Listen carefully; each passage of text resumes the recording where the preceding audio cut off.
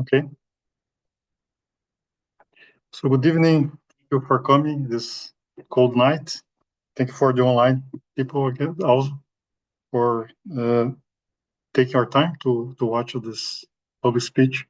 It's really, I'm really happy to do it again, this public talks. And tonight we're going to talk about fundamentals of Spiritism.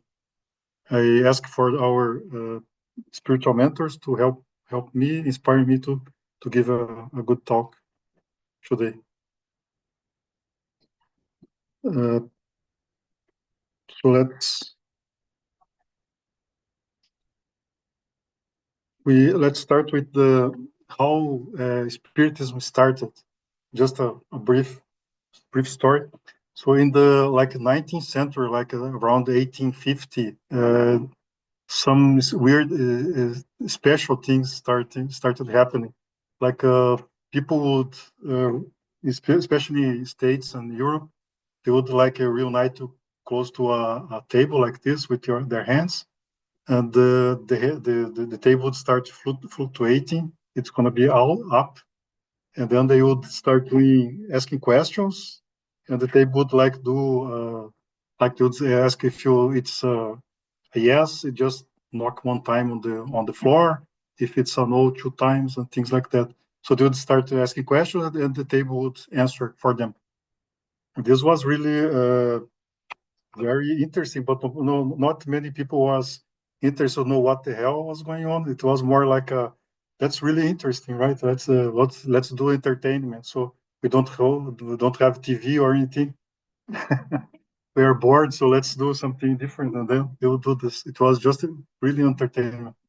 And then they kind of start doing different things. They start doing putting letters, yes or no numbers, and the table, there was some ways for the table to tell them which letter was. So the table was able to form words and sentences, so it give better answers. And then we met after this. There is this person, we met this person, which is Hippolyte Léon Denisard Rivail. He was a teacher of mathematics, language, physics, astronomy, physiology, and researcher of magnetism. Magnetism is something related to the passes that we do today in Spiritist Center. And he was at first he was not interested on this table entertainment. He was a very serious person, and he didn't think it was something important. But then there was a friend that started going to those meetings, and he talked to Rivail. I'm gonna call him Rivail because it's a lot easier. Talked to Rivail, and he convinced Rivail to go investigate what was going on those tables, because there was something interesting going on. And Rivail was a man of science, so he went there and started looking. And after some time, he figured out there was something. There was a external intelligence that was moving that table and giving the answers. It was nobody in that group. It was, the answer would be very different from anyone else that they would say, and sometimes very unexpected things. So it was something external. It was either someone invisible or right that they could see, but it was intelligence that was doing that. So time passed on, and then he started to investigate more, and he ended up talking to mediums, and then the mediums with the mediums he started to have better answers about, and they are saying this is related to the table, and then the mediums start getting like the psychographia or automatic writing. So it was a lot easier to automatic writing than knock on tables or doing those things. It was very time consuming, right?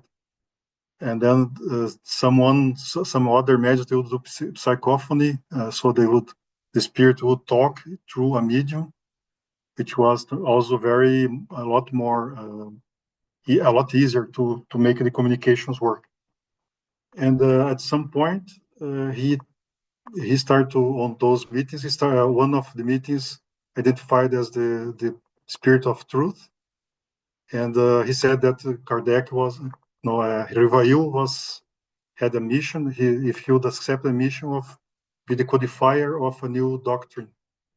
So the spirits would write, give him material for him to write a few books. And that's why Rivail became the codifier of Spiritism. Codifier has nothing to do with software development, it's not code. It means just that he was going to prepare and manage like plan how the books would be organized, and what would be the method to get the information. So that's what he did. He never wrote the books, but he codified the books. He did all the legwork. It was probably a lot of work to do that.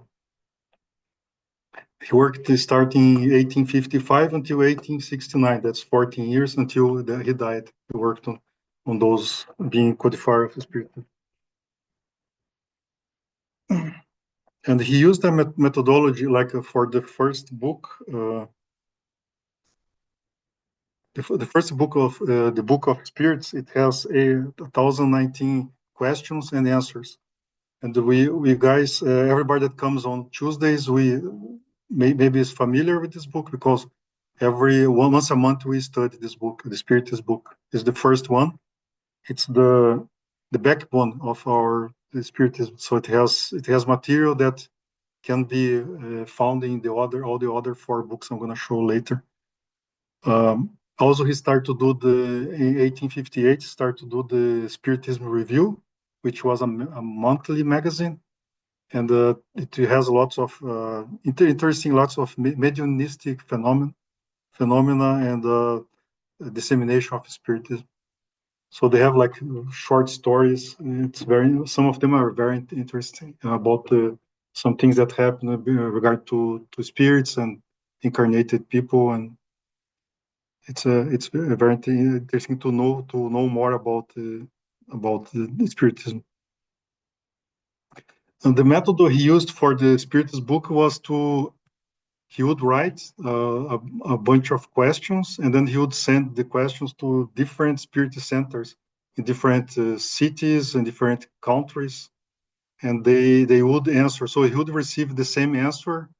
I mean, he would send the same question to different places, and then he would receive all and figure out which ones were a match or a close match, right? And then he would be more sure that this was a right answer. Also, he was, of course, using common sense and looking at the answer and see which ones are correct. Because communication with spirits, you never know, right? You need to be careful, very careful what comes. Sometimes comes good stuff, sometimes it doesn't. But he was very careful, of course. Sometimes, like he starts talking about a subject and he keeps asking and asking and asking, like he tries to close all the possible misunderstanding. He's very careful. You can see it when you read the book. And then here, the other books he did, he was the codifier again. Like first one, Medium's book, which was 1861. So about mediumship, everyone that wants to work with mediumship or want to get more information about leadership, this is a must-be book. It's very, very interesting. And also about the way the spirits interact with us, with incarnated people. It's very interesting. The second one is Gospel According to Spiritism, which we also study here on Tuesdays, 2 or 3 times a month. We study the Gospel According to Spiritism. It's about the moral part of the Spiritism. So we have like parts of the Catholic, or let's say the Christian gospel, parts of it that are the beginning of a chapter, and then we go to that and we give the Spiritist view of those teachings. And I think we bring a lot of teachings using the Spiritist knowledge. It's really interesting. We get a lot more out of it, in my opinion. Then we have Heaven and Hell, Heaven and Hell, 1865. This is like an invocation of many different spirits, and they start talking about their lives. They give like it's kind of short stories, not long stories. They start talk about the way they carried on with their lives and what happened after they went to the spiritual world. And it's very interesting that you get a lot of information about the cause and effect, right? What the way I carried on with my life is going to impact on my next life, and we can learn a lot with that. And so some spirits are like they are in really good shape. They had a very nice life and they evolved a lot and they are in good shape. So other ones are medium, other ones are not so good. Right? They did some big mistakes or something happened and they are not in they are kind of not in a good place right now. And I think one thing that I really I think is interesting to say is how many of those spirits they kind of get they repent of not having worked more on their spiritual side in their lives. Many of them they say this: I should have done more. I should have done more. Even the ones that are average, they're maybe I should have done more. I would be in a much better position now. A life is something that we need to really is very precious. I need to take advantage of it. There's a big line for us to, I guess, nowadays to get opportunities. So it's we should use it well. This is probably what you guys are gonna hear me talking about most of the time, like that. We should. I mean, should maybe it's too much, but it's a good idea, I guess, to the spiritual life is very important. Maybe that's the best way to say. I'm learning how to not say should and must and things like that. That's not good. Okay, so now we go to the fundamentals of Spiritism. This is what we are about. And the first one, existence of God. Oops, sorry. Existence of God. The concept of God for Spiritism, I don't think is very different from others, from Christianism. I don't know the others, but Christianism is kind of is very close to what we have, if not the same. So the universe is God's creation. God is the supreme intelligence, the first cause of all things. And God is eternal. It has no beginning and has no end. God is immaterial. His nature is not differs from everything that we call matter, because God cannot change, right? So there is no matter. God is unique, and God is sovereignly just and good. So everything that's created is that we know and we can imagine it was created by God. So the universe, the people, the animals, the vegetation, everything you can think about is God. Okay, that was the easy one. So let's get some harder ones for you guys. Existence of spirits and their survival after death.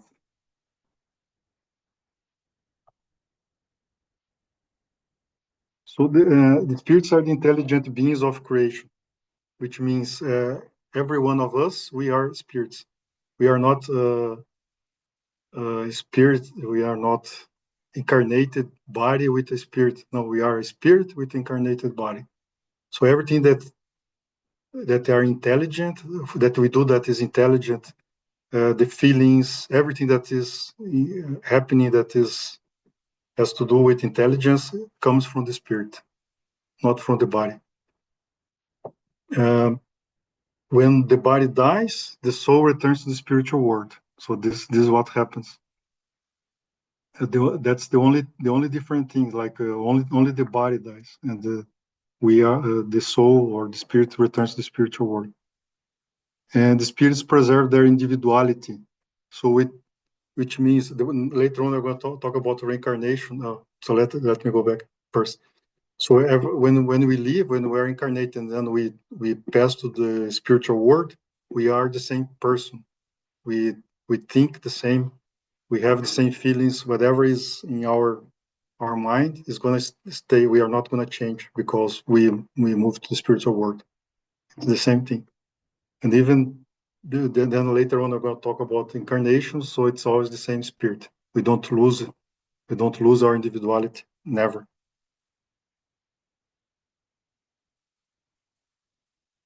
Okay. If the physical world ceased to exist, this would have no effect on the essence of the spiritual world. To me, that means like the spiritual world is the more important part than is more important than the material world, which is hard for us to digest, right? It's really hard for us, but it's worth it. Like after maybe 15, 20 years of spiritism, I kind of getting the hang of it. It makes a difference when our our values, what we think is important, our decision making. This is all changes when we start thinking about that. Because most of people they don't give it's no value for spiritual, but we do, and the more time passes on, I think we give more importance, which is good. It's a good thing. Like we never can forget about the material world because that's impossible. We need the material, but the importance we need.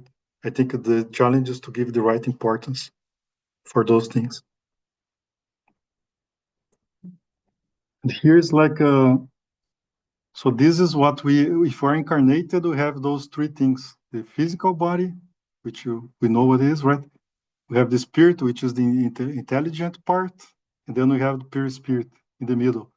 The pure spirit is like it's an interface between the spirit and the body. It's semi-material. It's a little bit spiritual, a little bit material. It's in between. So whenever me as a spirit, if I want to talk like I'm doing right now, so the idea, the intelligence is coming from my spirit. It's going through the perispirit and then goes to my body, and then the body does what I'm asking it to do. See, if I walk, anything I do comes from the spirit. The vice versa from the physical body. If I pinch myself here, if I make some try to make some pain here, that goes from my body through the perispirit to the spirit, and then the spirit feels it. So the spirit is always the intelligent part of it. Is not like the brain, like the people say the material science. They say the brain, right? No, the brain is just another intermediary from the spirit. And then, a very common question: the state of mind the spirit finds itself when it awakens. So, what happens after I go to I die and then I go to the spiritual world? Where do I go? Right? That's a very common question. It depends on what we have in here, what we have in our thoughts, what we have in our feelings. It's I'm going to talk later about vibration. Depends on our vibration. So the quality of our thoughts and whatever actions we did, it's gonna give us an idea of where we're gonna go after we go to the spiritual world again. That's why it's very important for us to think about what we think. Think about that's not good. Maybe to be vigilant about our thoughts, right? That's a very it's an important thing, and many people start to pay attention what I'm thinking, and then figure out I'm not feeling well.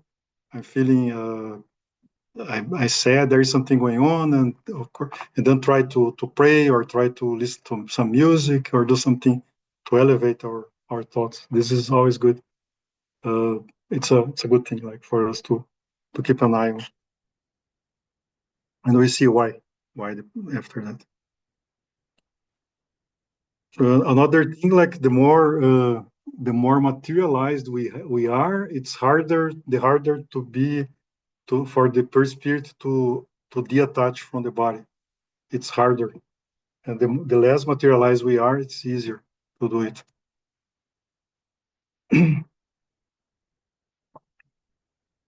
Okay, next one. So now it's we're going to talk about the influence of the spirits on us. So there is we live on Earth. We have all the incarnated spirits are on Earth, right? Except a few that are on the interspace, they are in orbit or something. But most of them are right there. And but there are also a lot of spirits that are here too. A lot of them. And so if you guys, whoever watched the movie Sixth Sense with Bruce Willis, it's an old movie. It's very pretty much what we talk about. What can happen with someone is what happened in this movie. Like the person had a violent death, and he had a hard time to understand that he was dead already. And we have seen mediumship meetings also the same thing happening. Yeah, the guys come here to mediumship, and they had a kind of that they don't know it happened to them. They're trying to understand it, and then they carry on their lives like usual. And if there is anything that is different happens that could let them know that they are dead, they deny it. They don't see it. It's really interesting the way to and that movie is very easy. It's uh, very real, right, in this aspect. So, but then there's a lot of spirits here, so that's what I want to say. And we as incarnated or disincarnated, we do have a small radio in our head, so we kind of we transmit our thoughts and we receive thoughts from outside all the time. We are always doing that. That's what these guys are doing. They're transmitting thoughts, and we all have it. And then it's kind of complicated, but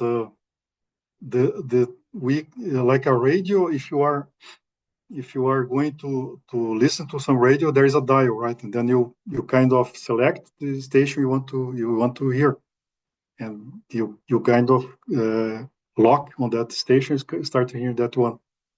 And the same thing with our minds. So our minds has the vibration that I said, right? We always have this vibration all the time, and it's high, could be higher or lower, depends if our thoughts are good or love or they are like a fraternity or good things. Then we have a higher vibration. If you are having hate or envy or any bad things, then it's lower vibration. And we connect to spirits on the same vibration, like a radio. So that's again the importance of our thoughts being a higher vibration, because then we are going to connect to good spirits that they are giving us good advice. They are even if you are vibrating love, then other spirits with love, they are going to be vibrating the same thing. So it's going to be a stronger feeling, a good feeling, right? And everything good comes. But if you are in lower vibration, then the others, if you are in hate or something, then another spirit in hate is going to lock on you. Then it's gonna carry on with this hate, and you are in hate, so it's gonna kind of maybe make the situation worse, right?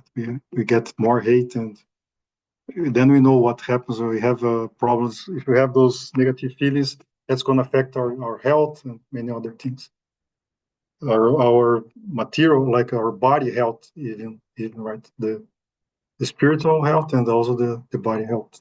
So those things are. It's always important to try to get our. And a very easy way to elevate our vibration is to pray. Pray is really the easiest way. I think for me, I think it's the easiest way to elevate our vibration. If we feel we are not in good shape, there's something bothering us, we can pray or we can walk or listen to music. That is just do something to try to get out of it. It's very important. Um, so very frequently it is they who guide you. So it's interesting, right? Very frequently it's they who guide you. So they're gonna get their thoughts in your mind, and you think it's yours. You cannot differentiate if it's your thought or if the spirit's thought. it's going to be there, and it's hard to figure out, right? So they can guide you to do good things or bad things. It's always our decision. We can always decide what to do, right? But sometimes they guide us. They can do that. But decision is always ours. We cannot like blame. Oh, it was the spirit. It was not me. I don't think it's gonna. The judge is not gonna like that. It's not gonna get that. Yeah. Okay. So this was it. Now reincarnation. Reincarnation is another fundamental of Spiritism. Reincarnation is we live in the Western world, and then there's not a lot of people that believes in reincarnation here, right? Most of the people like, but if you think about the whole world, there is a lot of people from Hinduism and Buddhists, and they are 20% of world population, and they believe in reincarnation. It's not exactly like ours because, like the Buddhists, I think they think they can reincarnate in animals or things like that. In Spiritism, what we learned from the spirits is that's not possible. But still, there is a lot. There is a reincarnation, and I saw some statistics. They asked about Catholic people how if they believe in reincarnation, and 25 Catholic, I mean Christian, let's say, and 25% of them they say yes in the U.S. And I believe in Brazil is even more than that because Brazil is I think is more. It's easier to believe in reincarnation there because of our history. So it's not as uncommon as we think. But then how it works, right? Reincarnation. We are created simple and ignorant. That's what we always say in Spiritism. Like a child, let's say, like a baby, right? We don't. That does like the spirit is created like a child in the beginning, right? It doesn't know much. It doesn't. It doesn't. It doesn't feel. Not feel. It feels, but it doesn't know much. Just started, doesn't have lots of intellectual or morals yet. It's just following the instinct in the beginning. But we already have a mind. We know that there's individuality. We can think. We can improve. Right. We have the all we need. And so with time, we go through the life. We learn some things, and then we go to the next one, and we learn more. And time passes, and we are getting more and more evolved. And that's how we are where we are now. We probably had like many incarnations already that we did to get where we are right now. And the spirits incarnate as many times as necessary for their spiritual advancement. That's true as well. So we do have a destination, which is to become a pure spirit, and every one of us will get there. It does just depend on us how long it's going to take, our effort. Then we get there faster or slower. But we are going to get there, and we are going to be incarnated as many times as needed. Okay.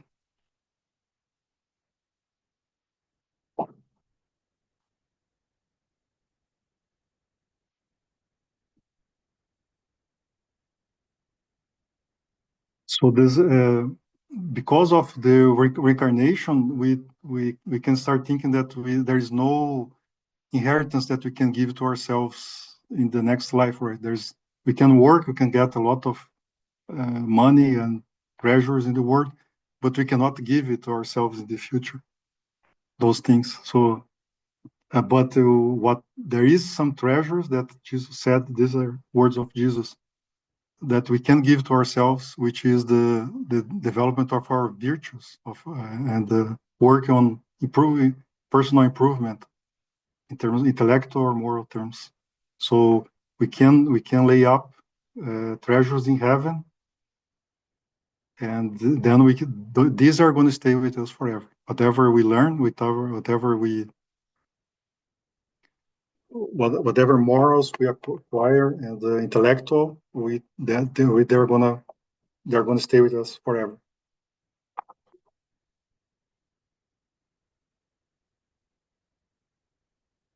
Mm. Thing wrong here. No, here. We also have the free will. The free will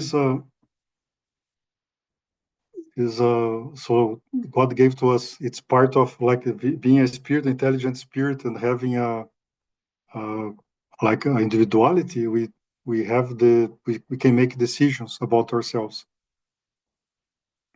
but we cannot make any decision. I mean, we can make any decision we want, but there is a responsibility that comes with that under the law of cause and effect. And some people say in Spiritism we say a lot about law of cause and effect as being the karma, but that's not a Spiritism term. But we say it a lot anyway because it's very popular. Everybody talks about karma, and then it's easy to understand. But it's the same thing. So law of cause and effect, which means whatever. If you make good decisions, then the response of the universe is going to be good, right? We're going to get good fruits out of it. If we make bad decisions, it's going to be the opposite, right? It's going to be bad as well. And these responses from the law of cause and effect, they are not punitive. It's not something to punish us. It's more like educational. It's just to educate us so we can learn to make good decisions always that are under the divine laws. They are according to divine laws. This is the difference between good and bad, right? They are if they are according to divine laws, then they are good decisions.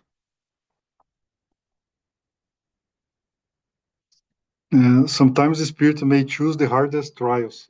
So this is, it means between if you are in the spiritual world and then preparing for a new incarnation, we can we have there is a planning that is done, and this planning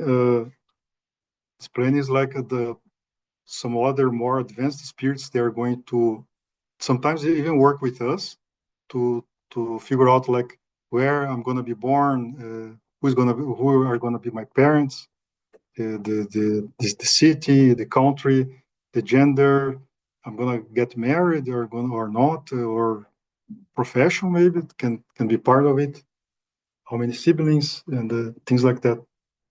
And this is planning, right? It's not destiny. It's not fate. It's a planning. It's we always have a planning, and the plan is to make us to win, to get everything that was planned. We are able. We have the means to do everything accordingly. But to have free will, sometimes we can decide not to. Right? We don't remember all the details of the plan. We don't even know. We just have a feeling how it's going to be, but we don't know for sure. So sometimes we can make the different decisions, and that's fine. That happens. Then can do a replanning and then another one, like recalculating, like the GPS. The GPS can say like recalculating. The guy was supposed to go left and went all the way, so GPS is gonna figure out another way to get there. Uh, so this is true, and sometimes like what I'm saying here, sometimes we are in the spiritual world and we are kind of giving our uh, ideas for the planning, and we have a different way of seeing things in the spiritual world. Like here, we do every effort not to suffer, right? To avoid pain, because that's what the body wants. The body doesn't like pain, right? We we have the instinct that we want to avoid that. But this when we are in the spiritual world, we might think different, and many times we do it. We are not interested in being in the material part of it. We are interested in evolution. What we're gonna do to make that incarnation worth it, because it's a lot of effort to incarnate for our parents, a lot of work, and for us and everybody that has put up with us too. It's not easy, right? But and then we try to do, and then sometimes you see people like they are very good people, they are doing everything right, and they are going through really a tough time. And sometimes that's what's going on, right? They decide to, okay, we need to go through this because it's going to be good for us. There is, in the end of the day, there is something. Sometimes no, sometimes they are going through that because they did something wrong in a past life and they had to do some reparation, some fixing. It could be that true. We never know, right? That's where we are. But it's important that we believe in God always. That God is doing what's best for us. If down there they say the vicissitudes of life derive from a cause, and as God is just, then that cause must be also be just. So it's important that we can. That's kind of, I call it, I think it's faith, right? Faith in God, that God is gonna do what's best for me. It's not that I'm gonna look for trouble, look for pain. That's not it. But if that happens, I think we should not do that, right? Should. But if that happens, then maybe there is a cause. And it's also interesting that we try to figure out what is it that God's given me to learn in this situation. It's very important for us to keep an eye on, and you can, if it's hard to figure out, then you can pray, you can ask for help, and there will be help, and you can figure out. And sometimes you don't know right away, but sometimes later on you're going to figure out what's happened. I think in my case, like has happened. Sometimes I went through very tough times, and many years later, oh, it was not so bad. I learned a lot, things like that. At the time, I was like complaining a lot. Later on, I was, okay, that was not so bad. So I think many people go through things like that.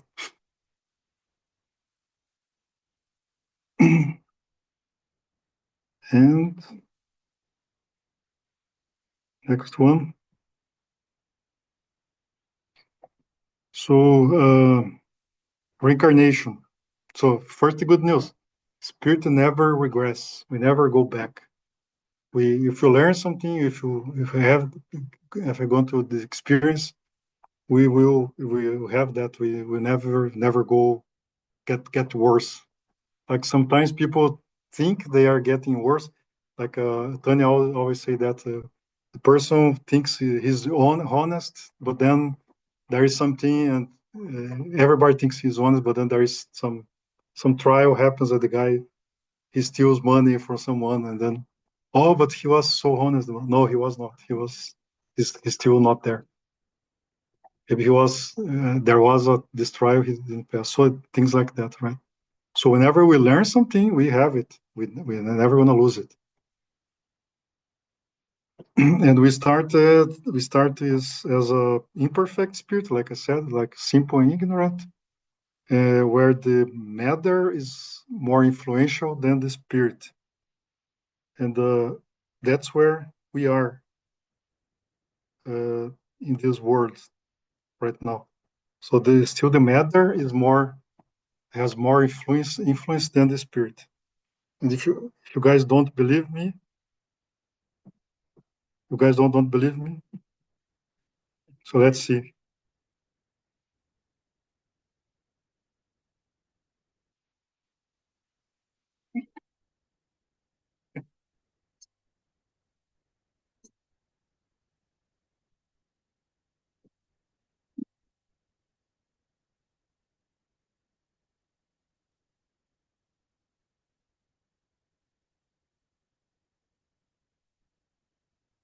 Okay.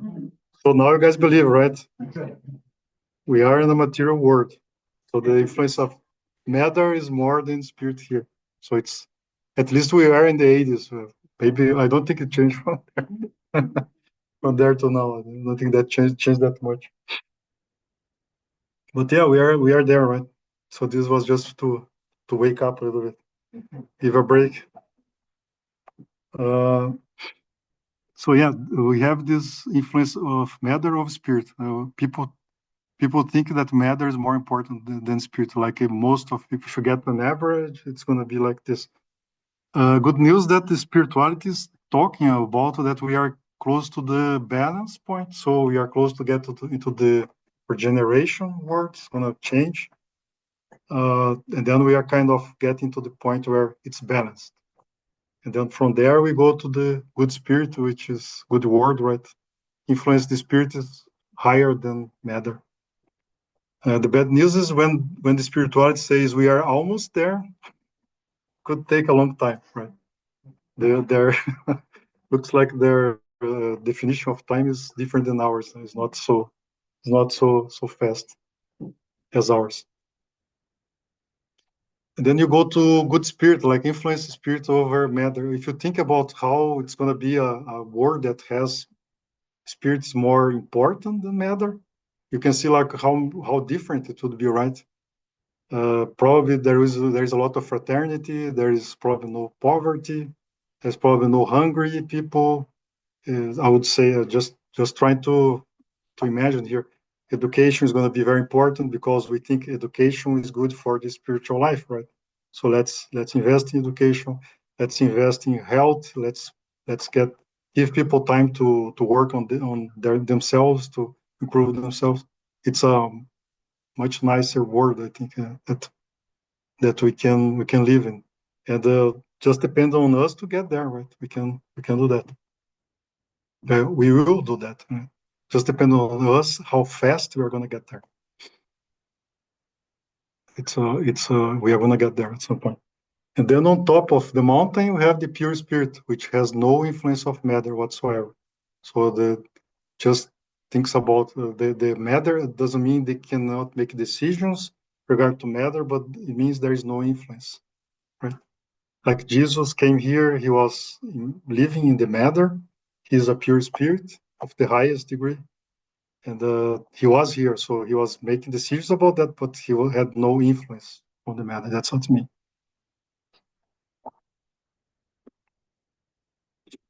I don't have another song now. That's the only one.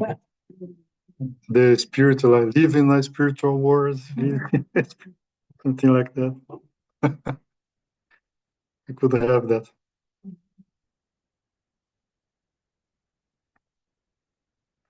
Get the water here.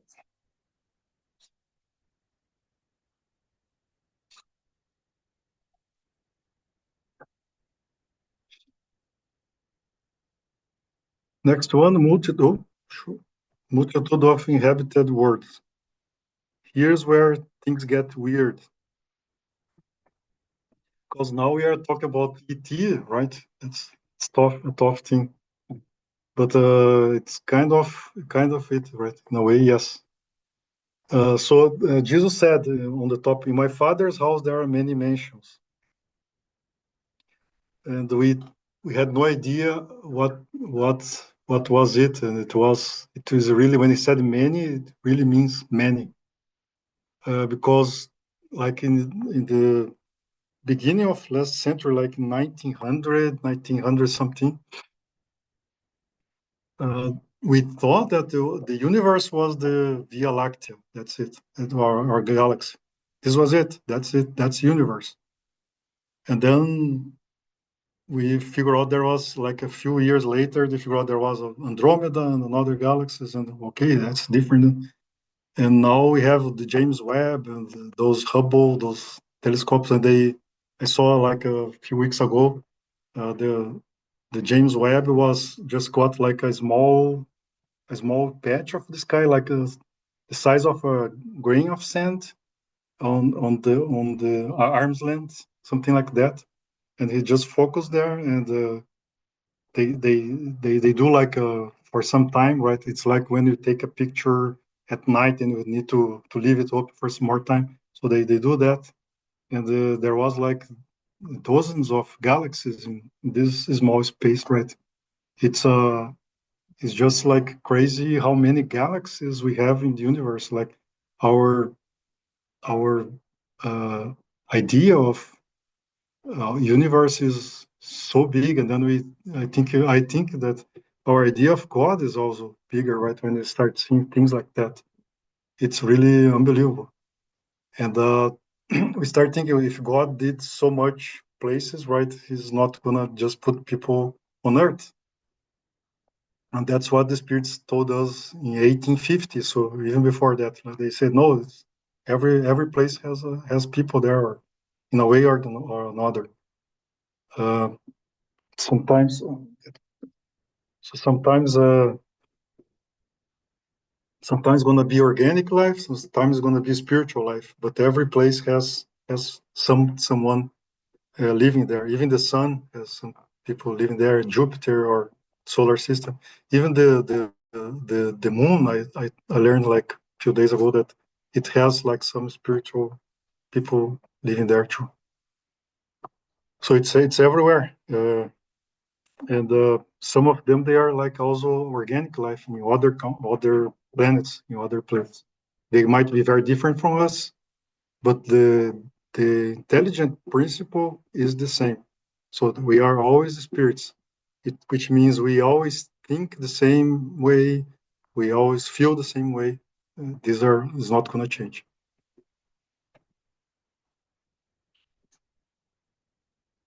The father house is the universe, and even now, let's just stay in the planet Earth. There is also here on planet Earth there are many mansions on planet Earth as well. It's not only in the where we live in incarnate spirits. There's always I said that some disincarnate spirits are just spirits. Let's say they are also together with us, but also if you look at their movie Astral City from that we talk with André Luiz. There are other places too that we cannot see, but they are here. So he died and went.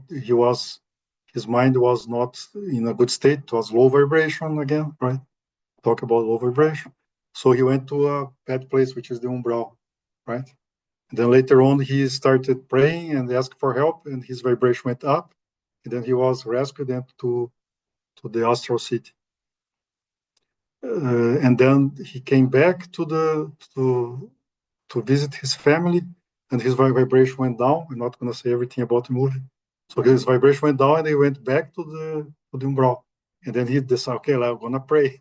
I know what to do. And then he went back right, to his place. So he got the hang of it.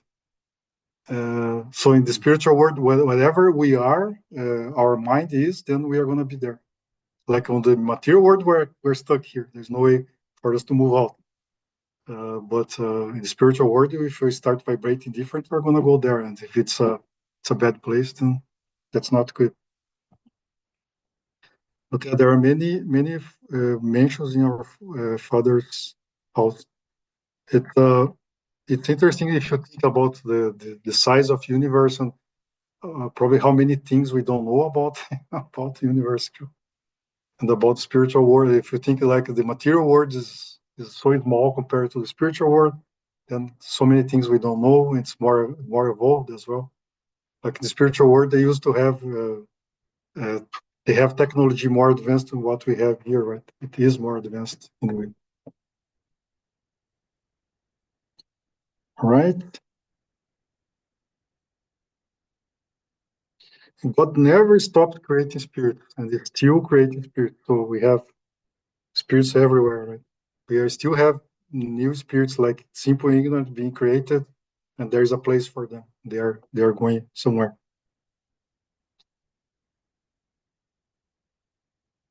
And the last one, but not least, communicability of the spirits.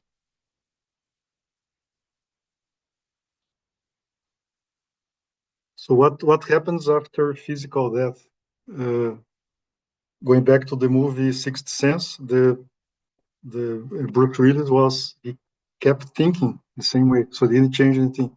He thought he was alive. He was going to work and he was doing everything normal, having a normal life. At least he thought that, right, that he was living a normal life. So, but even like even after we figure out what our right place, it happens. It's gonna happen. We still keep thinking. We're gonna keep thinking the same way. We're gonna have the same thoughts that we have today.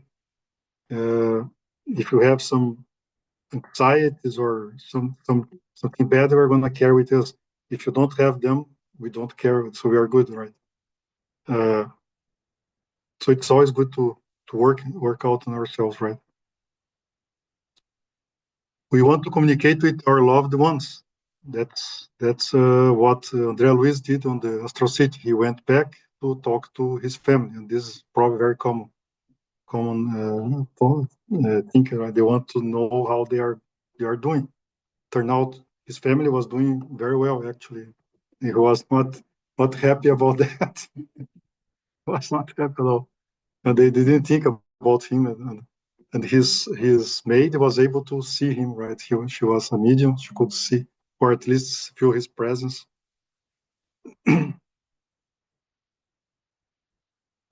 And able to visit them again. He did that, right? He was able.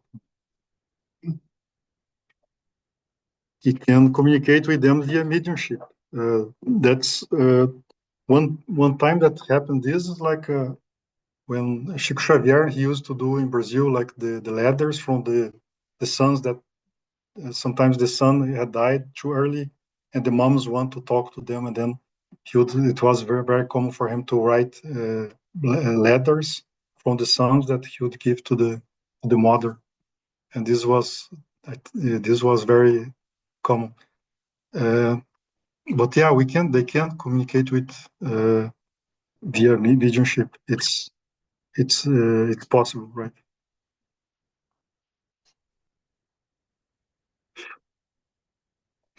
And what types of mediumship is mediumship? Mediumship. Types of mediumship. There is the physical effects. Like on the top, you can see the picture. This is one of those tables I was talking about in the beginning. The turning tables. You see the legs are not touching the ground. Uh, and then the physical effects is something that affects some matter, right? Like healing is one, wrapping, displacement, like one object is moving, or suspension like this, the object is floating. Some mediums in the past, I remember like Allan Kardec would say in this spiritual review, he was able to float in the air. The medium himself was able to go up, and there's a picture of him like floating in the room. It used to happen. Those physical effects were very common back in the day because the spiritualists say because they want to people to pay attention to this, that there was something else, and then prepare like the prepare for spiritism or other spiritualism or things like that. People start thinking less about materialism. So it happened a lot. Nowadays, it's not as common. It's a lot less common. Chico Xavier was able to do materialization. I think, yeah. So materialization means a spirit. So they were here, like this meeting, and then a spirit would be visible to everyone in the room. It's materialized. Like and you can touch, and some of them they would say like there is even warm. They could feel the warmth. It's really interesting. But Chico Xavier was a very interesting medium, right? Medium, very. He had a lot of power in terms of mediumship. But nowadays you don't see those things a lot. It's rare. And the mediumship of intelligent effects is the other way, which is like hearing. So the medium hears the spirit talk, or the speaking, the psychophony. So the spirit talks and through the medium's mouth. So that's another way. Seeing, like some mediums, they see the spirits, like the boy in the Sixth Sense movie. He was able to see the spirits. And some mediums are so good that they cannot differentiate between the spirit and the incarnated person, so they have trouble to do that. I think that's pretty hard to be, right. You don't know. You can bump into someone, think it's a spirit, but it's not. It's a tough thing. And I think the most important is the writing, automatic writing, which is through that we got so many books, like from the spirituality, they go to the medium write a book for us. Like Chico Xavier alone, he wrote over 400 books. Right? We do have a big number of books in spiritism because of the automatic writing.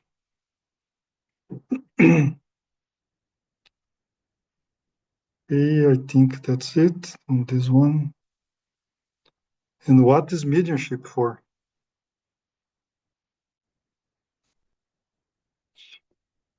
Mediumship is help others in both spiritual and physical planes.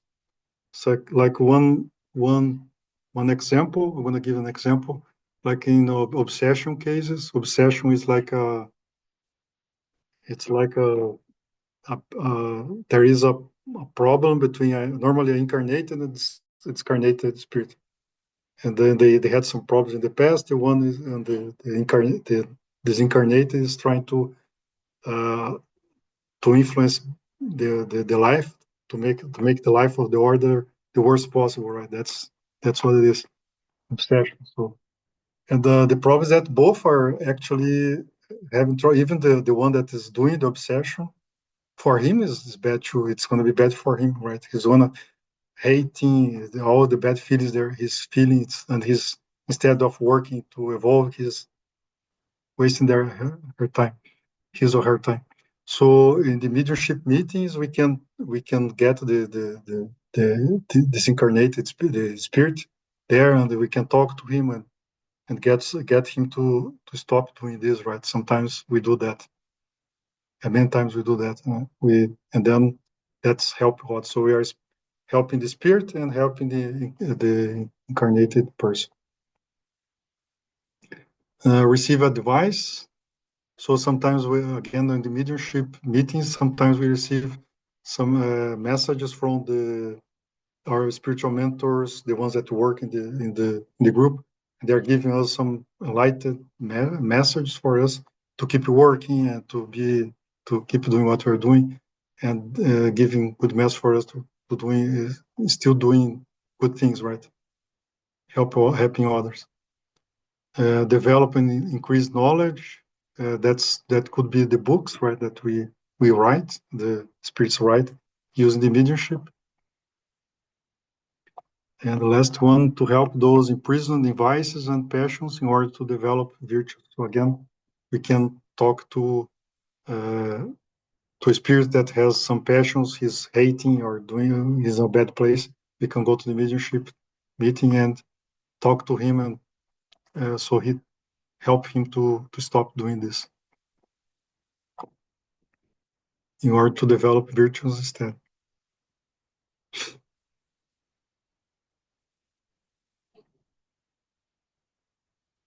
Now let's talk about spiritist practice.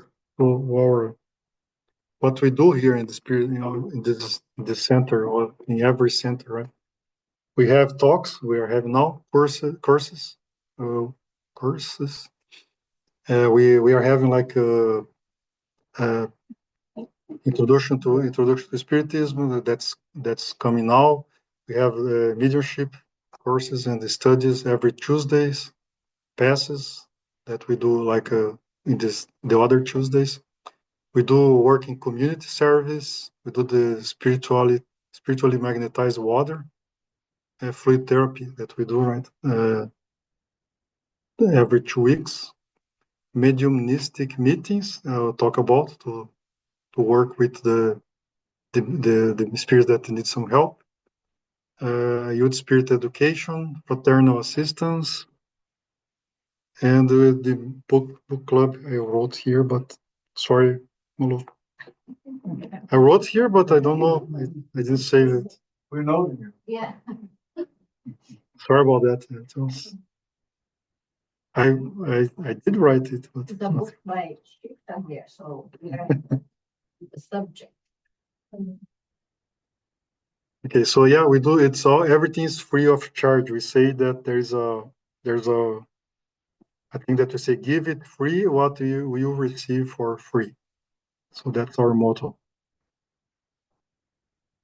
I think every spirit center that is under this federation, the U.S. Federation, Brazil Federation, they are like they follow those things free of charge.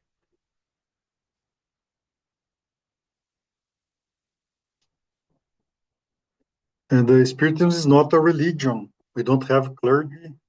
We don't have the sacraments, or we don't have a special vestry or incense, tobacco.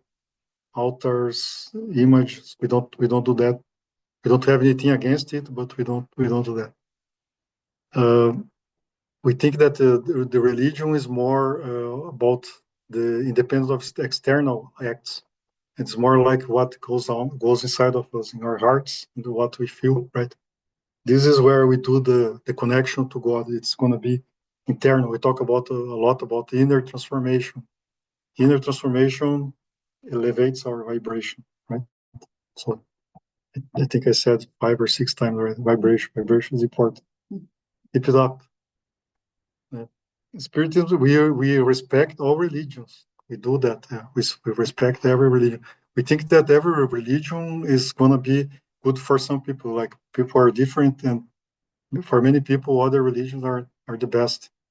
And we just respect, as long as they are doing goodness, right? It's great. It's connecting to God, and we have nothing. We try to respect as much as we can.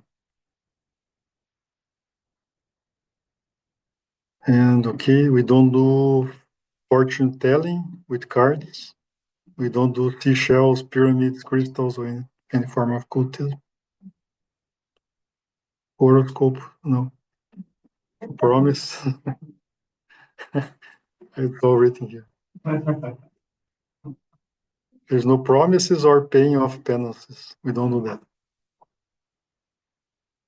At least as far as I know. Forgot this. Oh, sorry. This is it. This is the important part. And I think that's the last one. The main goal is the spiritual growth. Again, spiritual growth. This is what we talk about, inner transformation. This is what we get this is how you give yourself inheritance that's going to last forever. So it's very important, spiritual growth. From a moral perspective, we follow the teachings and the examples of Jesus Christ. Okay? That is our model and guide. Jesus is the purest spirit that has ever walked on earth. And he's in direct connection with God. He's among the pure spirits, he's the highest position. We're looking to getting to know ourselves in order to work in our inner transformation. So there's the philosopher that talk about know yourself, right? Know yourself and then work on our inner transformation. When we learn the right direction, we compare where we are and what to do to get there, eliminating our negative tendencies. And so yes, Spiritism does not impose its principles. We don't do that. It's more like an invitation, so people can come over. They don't have to say I'm Spiritist. No, that's not what we do. We always invite, and if people disagree, it's fine. With something, it's all right. We don't have dogmas. We think like we are always invite discussion and thinking and questions. These are always welcome in the Spiritist Center. We don't want people to have a faith that's not rational. So it's a rational faith. It has to be faith, but it always have to tell to your mind as well. And yeah, that's it, guys. That's all I have. So Spiritists love each other. This is the first precept, educate yourselves. That is the second. Okay. Educate. Educate, yeah. Love and educate, yeah. Love and intellectual and moral going together. So if you guys have any questions, now it's time.